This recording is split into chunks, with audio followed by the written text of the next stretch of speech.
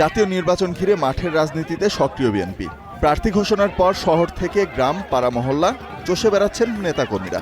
নির্বাচনী কার্যক্রম জোরে সোরে চললেও পটুয়াখালীতে দলটির অঙ্গ ও সহযোগী সংগঠনের কার্যক্রম চলছে ধীরগতিতে। 2018 সালে গঠন করা জেলা যুবদলের কমিটি মেয়াদ উত্তীর্ণ হয় চলতি বছরের 23 জুন বিলুপ্ত ঘোষণা করা হয়। এরপর গত 5 মাসেও গঠন করা হয়নি নতুন কমিটি।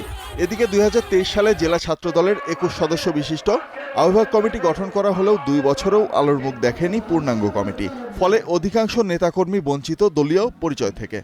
অঙ্গ সংগঠনগুলো আছে, এই জায়গাটায় যদি বা কমিটি যথাযথ সময়ে না আসে, সেক্ষেত্রে অনেক নেতাকর্মী আসলে পিছিয়ে থাকে এবং তাদের পরিচয় দিতে তারা সমাজে কিংবা রাজনীতি করার ক্ষেত্রে এবং দলকে সুসংগঠিত করার ক্ষেত্রে বাধাগ্রস্ত হয়। একটা নির্বাচনী দামামা চলে আসছে, সেই কারণে এখন আসলে বেসিক্যালি নির্বাচনী জোয়ার শুরু হয়ে গেছে। এখানে কমিটি থাকলে ভালো হতো, না থাকলে যে আসলে নির্বাচন এটার জন্য খুব ক্ষতিগ্রস্ত হবে আমার কাছে ব্যক্তিগতভাবে তা মনে হচ্ছে।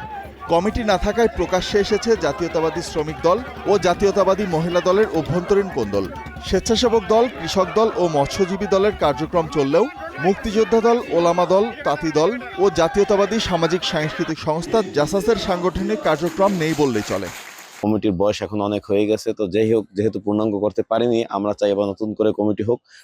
নতুন কমিটি হয়ে তারপরে পূর্ণাঙ্গ কমিটি দিয়ে সকলের পরিচয় যাতে দেওয়া যায় সেই ব্যবস্থা করার জন্য চেষ্টা করতেছি। জেলা বিএনপি বলছে এ নিয়ে কেন্দ্রের সাথে আলোচনা চলছে। এখন নির্বাচনের আবহাওয়া যেহেতু সামনে, আমরা এখন নির্বাচনটাকে প্রায়োরিটি দিচ্ছি। তার মধ্যেও সংগঠনকে হালনাগাদ করার জন্য, সংগঠনকে নতুন কমিটি করার জন্য পটুয়াখালী জেলা বিএনপিও কেন্দ্রের সাথে আলোচনা করে যাচ্ছে এবং ইনশাল্লাহ হয়তো অচিরেই এটা হবে বলে আমরা মনে করি।